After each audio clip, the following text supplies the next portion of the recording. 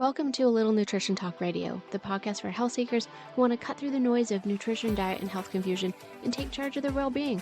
I'm your host, Susan Watson, registered dietitian and certified eating disorder specialist.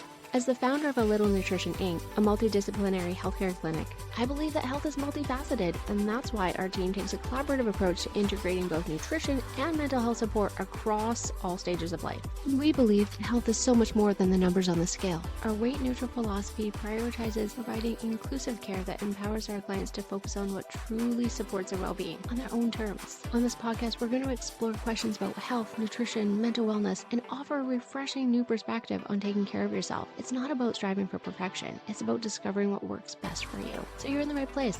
Grab a cup of tea, get comfy, and let's jump into today's conversation. Hello, everyone, and welcome to A Little Nutrition Talk Radio. I'm your host, Susan Watson, registered dietitian and clinical director at A Little Nutrition. Today, we're going to be diving into a topic that so many of our clients ask about, and that's inflammation. What is it? How it shows up in the body? And most importantly, how to support it without falling into the trap of those rigid food rules and extreme changes. But instead of focusing on what to cut out and what not to eat, we're shifting the conversation to supporting something much more empowering, and that is gentle, realistic steps to help your body feel more supported. And I'm so excited to be joined by one of our incredible dietitians on our team, and that's Cailee Heggestad. She's a dietitian who brings both compassion and clinical insight into helping people move away from the all-or-nothing thinking and towards sustainable well-being. So let's get into it. Hi, Cailee. How are you? Good. Thank you so much for having me, Susan.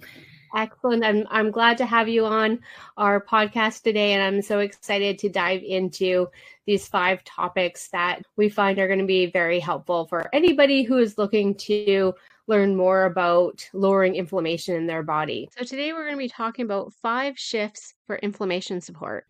Let's start with our first gentle shift, and that's add and don't restrict. This one really flips the usual inflammation conversation on its head, because we're not focusing on what to take away, we're looking at what we can add in to better support the body. Exactly. So often when people hear the term anti-inflammatory diet, they assume it's about cutting out gluten, dairy, sugar, or entire food groups. And while elimination might be appropriate in certain clinical cases, for most people, the real power comes from what we're including, not what we're avoiding. I know. I think that often we're told, cut out, these foods are bad, they get demonized. But when I'm working with clients about helping them with their inflammation, I'm like, yeah, we want to live our best life. And if we cut out everything, it can get very restricting. So if we can focus on adding in, it's a much better way to live.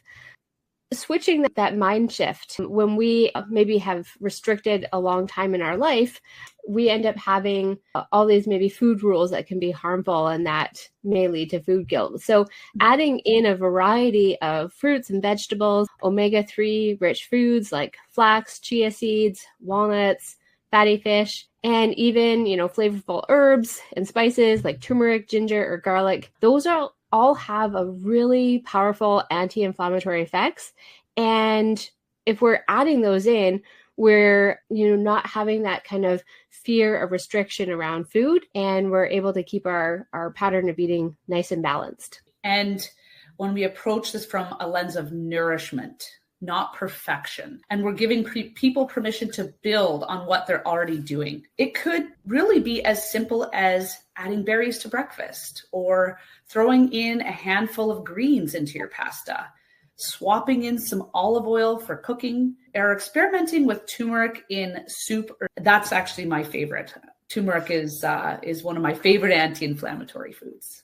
I have some turmeric tea that I got at Costco. I love sipping on that in the winter. And I really love that these changes are approachable, that you don't need to overhaul your pantry. And it's really about layering in supportive choices over time based on your preferences, budget, and culture. Plus, when we focus on what we can add, we're more likely to feel satisfied and, again, nourished, which often reduces the desire to stress eat later on. Yeah. Anytime we are restricted or told that we can't have a certain food, There's that mindset that maybe like we want to rebel against it, or even just that scarcity that makes us end up wanting it a little bit more. So if we focus on adding in versus restricting and withholding those foods, I think we'll have a much more balanced approach to our health. So let's move on to shift number 2, and that is going to be tuning in and not tuning out.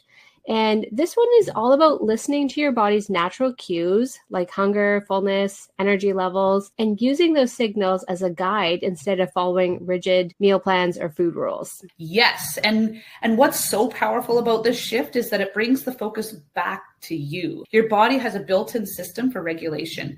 It tells you when you need fuel, when you've had enough, when you need rest, and when you need to move. But diet culture, unfortunately, often teaches us to ignore or override those signals. Yeah, and especially when you're dealing with inflammation or chronic health issues, it's easy to feel disconnected from our bodies. People often say, I don't trust my hunger, or I eat past fullness all the time. But tuning in isn't about perfection. It's really about rebuilding that trust little by little. Exactly. Even just starting to notice when you feel hungry or when your energy dips during the day can be a great first step. You might ask yourself something like, am I hungry or am I just tired? Do I need a snack or do I actually just need a break? Am I eating because I'm stressed or because I haven't actually eaten enough all day? Yeah, that's a really helpful reframe, because instead of shaming ourselves or making ourselves feel bad for emotional eating or eating when we're fatigued, we're just getting curious and we're starting to check in and not check out. Yes, and the act of tuning in actually helps lower stress and inflammation. When we eat in response to true hunger and allow ourselves to feel satisfied, it supports digestion, blood sugar balance, and nervous system regulation. So if you're listening today and this feels a little new or maybe a bit uncomfortable, that's okay. This shift is about a practice. You can start by just pausing before a meal and asking yourself, what does my body need right now? Even that small moment of mindfulness can make a huge difference.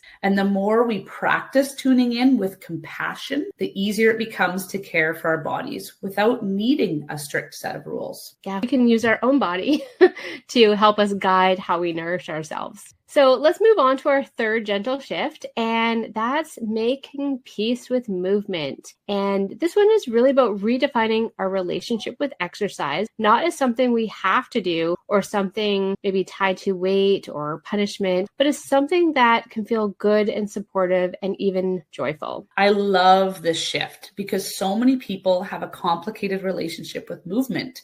I'll be honest, when I was a kid, I was an athlete, and it was very much so about, get in there, go exercise, burn calories. It was just like, it was almost more stressful, and feel like people might associate exercise with guilt, shame, or past experiences of being told they needed to exercise to earn their food or shrink their bodies. But movement has so much more to offer, especially when it comes to inflammation and mental health.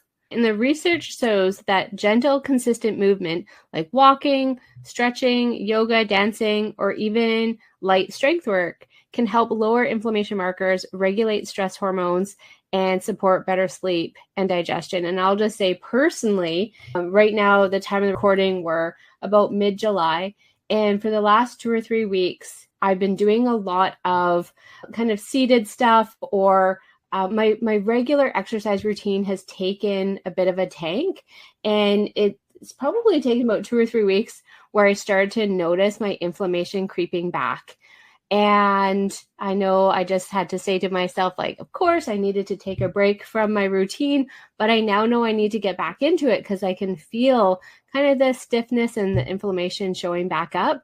And that just means hey, Susan, it's time to get back to your movement routine. Movement really does have a big impact in lowering that inflammation in the body. It's wonderful that you were able to, look back and sort of get curious and take that moment to see what might be leading to that inflammation. And what's important here is that we're not necessarily talking about over-exercising or pushing through exhaustion. In fact, overdoing it can actually increase inflammation. So the key is to find that movement that feels energizing versus depleting, or something that fits your body, your mood, and your lifestyle. It's one of those things where we just had some renos that we needed to, time chunk 2 weeks, and we're ripping out drywall and painting. And it is movement, but it wasn't something that was energizing. It was depleting. After 2 weeks, when we got the project done, I was like, oh, I haven't been on my bike. I haven't gone for walks. I haven't lifted some weights. I'm sore from moving my body in weird ways, moving drywall and painting, but it's not the same. And I think that when we think about what feels energizing in our body, we have to remind ourselves to kind of get back to it. So instead of asking yourself, like, what workout should I do today? Maybe it becomes like, what do I feel like I want to do today? What kind of movement would help feel supportive right now?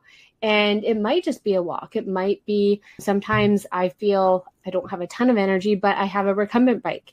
And I'm like, oh, I can go use my bike where I'm sitting down. That feels good.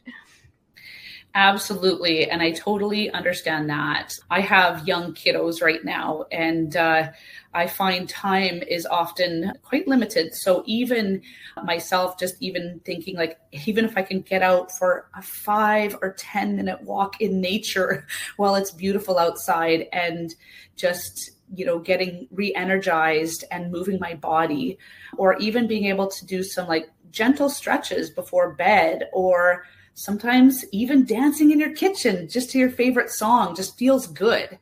So it all counts and it all matters. So for anyone who's feeling stuck, or maybe like they should be doing more, we just want to say that your movement doesn't have to be intense or perfect to be meaningful. Start small, start where you are, and let your body guide the rest. Movement can be a powerful way to reconnect with yourself, not something that disconnects you. When you move with kindness, your body responds in ways that go far beyond fitness. I totally agree with that. So let's move into shift number 4, which is prioritizing rest and recovery. And this one is often overlooked, but is just as essential as food or movement when it comes to supporting inflammation. Rest isn't a luxury. It's part of how our bodies heal. Yes. And I think this shift really invites us to challenge the hustle mindset that says we always have to be doing more. Chronic stress, lack of sleep, and emotional overload can all increase inflammation in the body. But when we create space to rest, whether that's physical, emotional, or mental, we actually lower our body's inflammatory load. Now, we're not just talking about sleep, although quality sleep is really big. We're also talking about rest in all forms. So that's taking breaks during the day, saying no to things that drain you, creating boundaries around work or screen time, and building in activities that help your nervous system settle, like journaling, mindfulness, or simply doing nothing. I know for me, I talk about this all the time, it's painting my nails. I take that time and I rest. And I think it's because I have a hard time slowing down.